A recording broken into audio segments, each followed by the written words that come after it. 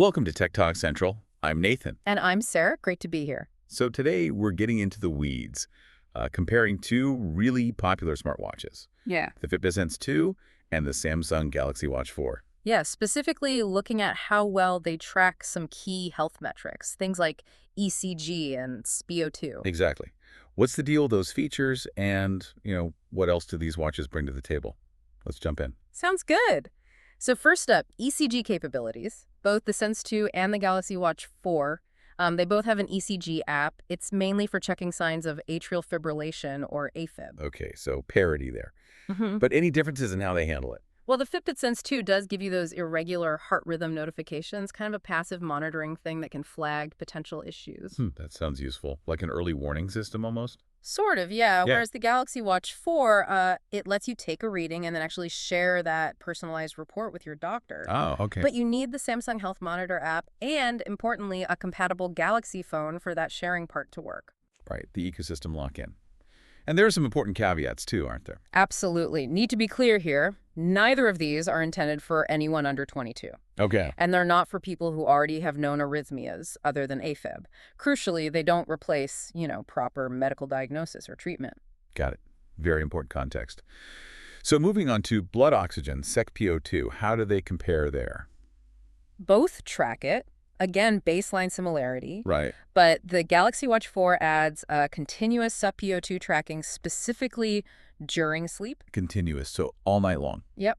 Gives you a potentially deeper insight into your oxygen levels while you're sleeping. Fitbit tracks it too, but maybe not quite in the same continuous way during sleep, depending on settings. Interesting. And the same medical disclaimer applies here too, I assume. Exactly. It's for general fitness and wellness purposes only, not for diagnosing or treating any medical condition. That's straight from the sources. Makes sense. Okay, so those are the core ECG and SpO2 functions. Yeah. But these watches do a lot more, right? They're becoming more like total health companions. For sure. And this is where their philosophies kind of diverge a bit. The Fitbit Sense 2, well, it really emphasizes stress management. How does it do that? It uses something called CETA, that's continuous electrodermal activity. Basically, tracking tiny changes in sweat on your skin all day to detect potential stress responses. Oh, okay. And it gives you a daily stress management score. Plus, it's known for really comprehensive sleep tracking. You get sleep stages, a sleep score, and if you pay for premium, a personalized sleep profile. So Fitbit seems very focused on that stress-sleep axis. Definitely. Users often praise how detailed and seemingly accurate the sleep insights are. And of course, you still get 20/47 heart rate, skin temp, over 40 exercise modes, the usual fitness stuff. Okay. What about the Galaxy Watch 4? What's its unique selling point beyond the basics? The big one for the Watch 4 when it launched was body composition analysis. Right, I remember that. Straight from your wrist. Yeah, pretty groundbreaking at the time. It gives you readings for body fat percentage, skeletal muscle mass, body water, BMI. That's quite a bit more than just steps and heart rate, more like a mini health assessment. Exactly. It gives you a more rounded picture of your fitness.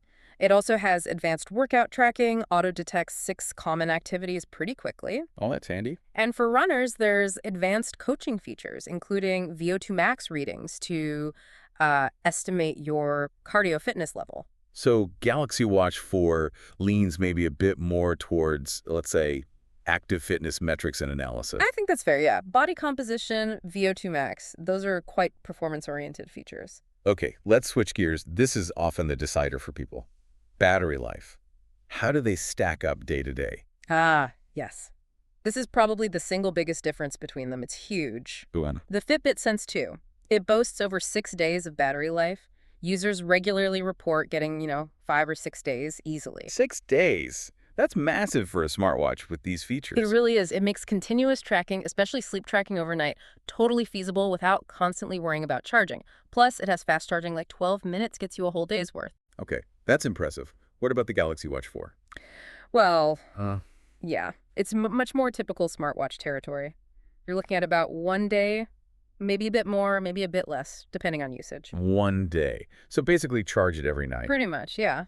Which, can make that continuous sleep tracking feature a bit more awkward if you need to charge it overnight. That's a really significant difference, night and day, almost literally. Definitely a major consideration. And what about the smart features? Yeah. Beyond health tracking, how do they function as, its actual smartwatches? Another key difference here, the Fitbit Sense 2 is, well, It's primarily a health and fitness tracker with some smart features added on. Like what?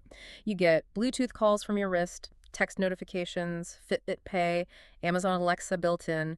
Google Wallet and Maps were said to be coming soon to iOS, but the app support isn't as extensive as a dedicated smartwatch OS. Right. So more focused. Exactly. The Galaxy Watch 4 running Wear OS powered by Samsung is much more of a traditional smartwatch, a true extension of your phone. So more apps, more integration. Yep. Deeper Google integration, Google Pay, Google Maps are right there.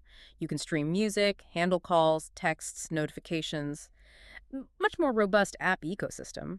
And you get Bixby or Google Assistant for voice commands. Okay, so it sounds like a clearer choice is emerging depending on priorities. I think so. If your absolute main focus is on deep health insights, particularly stress and sleep, and you want that amazing battery life. Then the Fitbit Sense 2 looks like a strong contender. Right.